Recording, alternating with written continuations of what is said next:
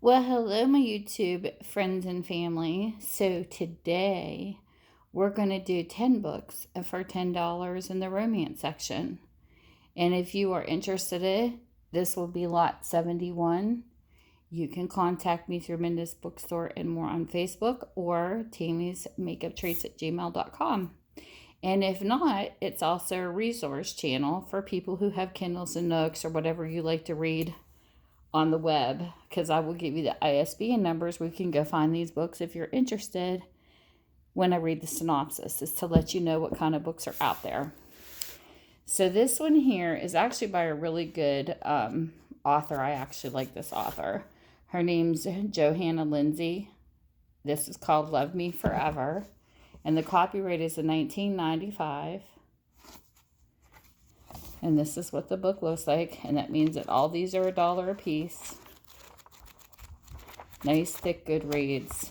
And the books are in really good shape. Pretty decent shape. And this is what the book is about. Still mourning her mother's death, Kimberly Richards is incensed by the determination of her father, the Earl of Amber, to marry her off as quickly as possible, just to please the jealous lover he plans to wed. And since Kimberly harbors a deep-seated dislike of gold diggers and the whole distasteful state of affairs, the feisty young heiress already despises the worthy suitor. She encourages at Charing Cross Estate Lachlan McGregor, the dashing, newly impoverished laird of Clan McGregor. Love Me Forever. A tryst with the handsome, haughty Lachlan seems dubious at best, especially since the rogue has designs on the Merry Duchess of Worthston. But strange turns and outrageous circumstances promise to lead a woefully mismatched pair to the wildly unexpected destination where the hard-resisting heart can open to the true glories of love. So there is book number 1. Book number 2. We have another one by Johanna Lindsey. This is Man of My Dreams. It is a 1992 copyright. This is what it looks like. And this is what the book is about. Man of her dreams, the most desirable beauty in the land, wildly unpredictable, Megan Penworthy has set her amorous sights on Ambrose St. James, Duke of Rothschild. A man she has never met, but has every intention of marrying. No other suitor will satisfy her, especially not the common, if uncommonly handsome, horse breeder Devlin Jeffreys, woman of his desires, posing a low-born Jeffreys to escape a potentially fatal confrontation. Ambrose is enthralled and infuriated by the brazen Duke-hunting redhead.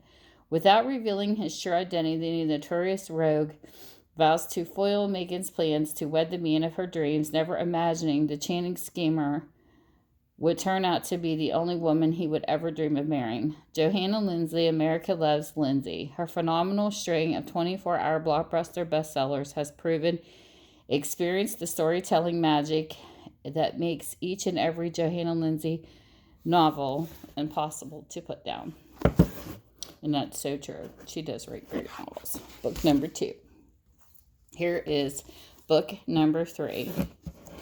We have The Bawdy Bride by Amanda Scott, and this is a 1995 copyright. This is what the book looks like, and this is what it's about. Amanda Scott is known for the sparkling intelligence of her plots and the delightful charm of her characters. She has won multiple awards and scores of devoted readers with each new book she writes.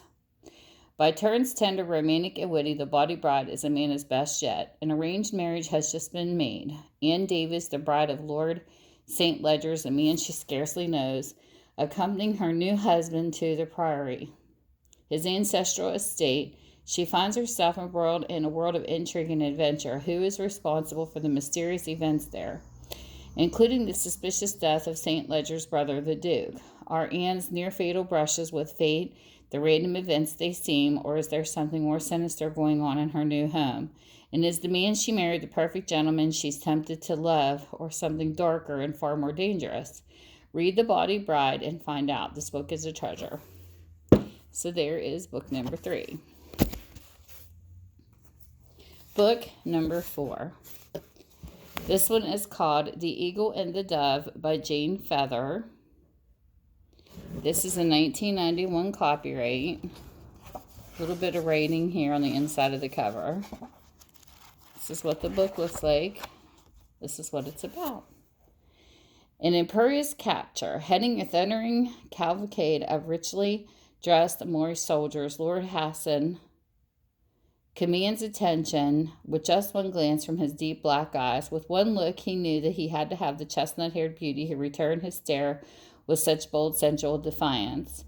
A willful captive, fascinated by an agnetic horseman, spirited Ciotta is swept up by the arrogant stranger and carried off to his mountaintop palace. Enslaved to the mighty lord, Ciotta's untamed and passionate nature swiftly makes a prisoner of Hassan's yearning heart. But their powerful love could topple a vast empire, and in doing so, endanger the future of this destined pair. So there we go. We have book number 4. Book number 5.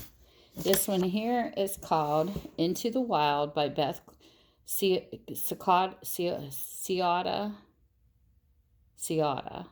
It's a 2010 copyright. If I get these names wrong, sorry. There's a little mark right there.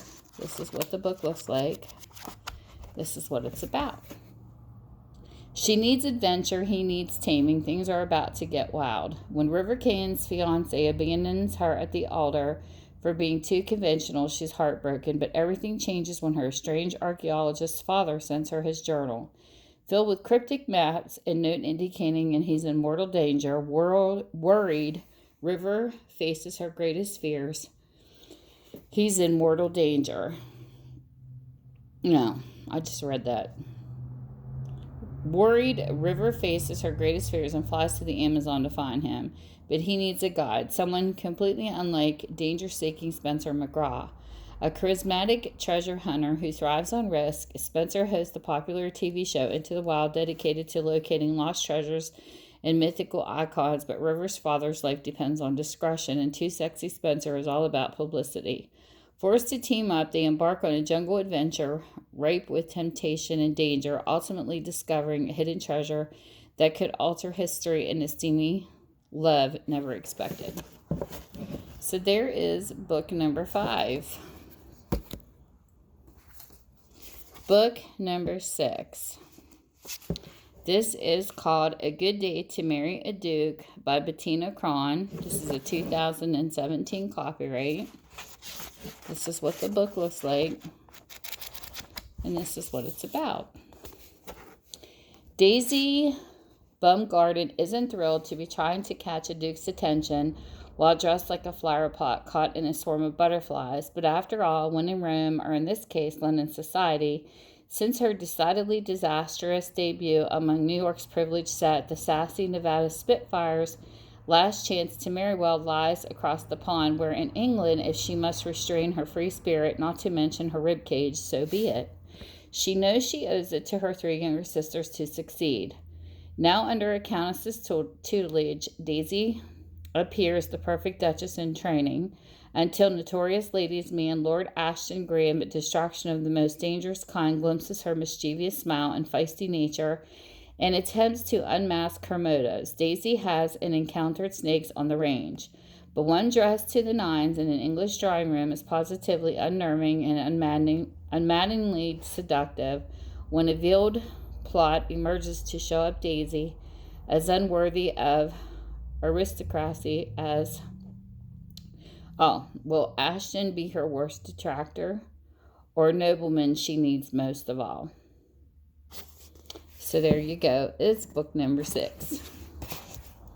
Book number 7. This one in here is called State Secrets by Linda Lael Miller. This is a 1985 copyright. This is what the book looks like. This is what it's about. Security risk. David Goddard's job was to discover if Holly Llewellyn was exactly who she claimed to be before the FBI indicted her for aiding and abetting a fugitive. Suddenly, Holly found herself challenged by a man like no other, but who exactly was David Goddard? Just a man interested in her cooking classes? Or someone much more interested in her private affairs? All she knew was that with David, safety and self-control were deserting her. Named the most outstanding writer of sensual romance by Romantic Times, Linda Lil Miller never disappoints. The New York Times bestselling author is famous for her blazing stories and her fiery characters. Readers are burning with desire for the tales of Linda Lil Miller. So there we go, book number 7. Book number 8. We have another Johanna Lindsey. This is Prisoner of My Desire, and it is a 1991. This is what the book looks like. This is what it's about. Captive of Love. Spirited Rowena Bellamy must produce an heir or incur the dangerous wrath of a ruthless stepbrother who stands to forfeit his ill-gotten wealth, and the magnificent Warwick de Chevelle is the perfect choice to sire her child, though it means imprisoning the handsome knight and forcing him to bend to her amorous whims.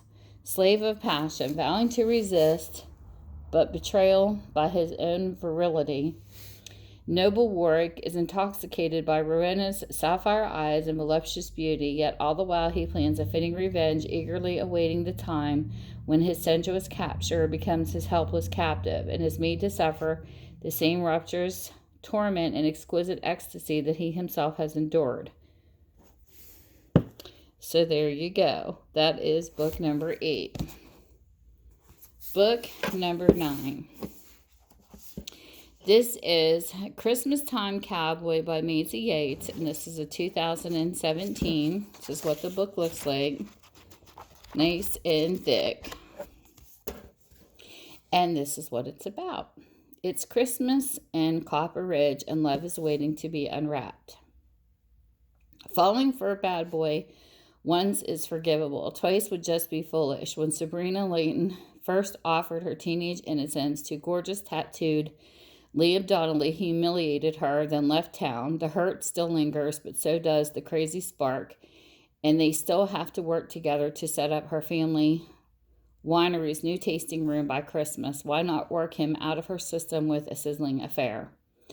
13 years ago, Liam's boss at the winery offered him a bribe, leave his teenage daughter alone, and get a full ride at college. Convinced he wasn't good enough for Sabrina, Liam took it. Now he's back, as wealthy as sin, and with a heart as cold as the Oregon snow. Or so he keeps telling himself, because the girl he vowed to stay away from has become the only woman he needs. And this Christmas could be just the beginning of a lifetime together. So there is book number 9. Book number 10 and last book in this set, we have Why Not Tonight by Susan Mallery, and this is a 2018. And this is what the book looks like, and this is what it's about. Natalie Ciotta will do anything for the artist at her gallery, including risk life, limb, and the effect of humidity on her naturally curly hair. Braving a downpour to check on a reclusive Ronan Mitchell, Natalie gets stranded by a mudslide at his mountain home, where the brooding glass artist reveals his playful side, sending her inconvenient crush from under the radar to over the top. After a secret tore apart his family and made him question his sense of self, Ronan fled his hometown for happily incorporated, but a sunny small town can't fix the damaged heart. He won't give in to his attraction for beautiful, perpetually cheerful Natalie. She's untouched by darkness, or so he thinks. Natalie knows that when a heart goes through the flame, it comes out stronger. Life may not be a fairy tale, but sometimes dreams do come true. Why not this one? Why not tonight? So this is number 10. And remember, these are 10 for 10. So they're $1 a piece, and I think they're worth it because they're really good books. So with that, whatever time zone you're in, I hope you're having a great time, and thank you so much for stopping by and visiting with me on my channel. And I hope you have a great time in your time zone. See you soon. Bye. Mwah.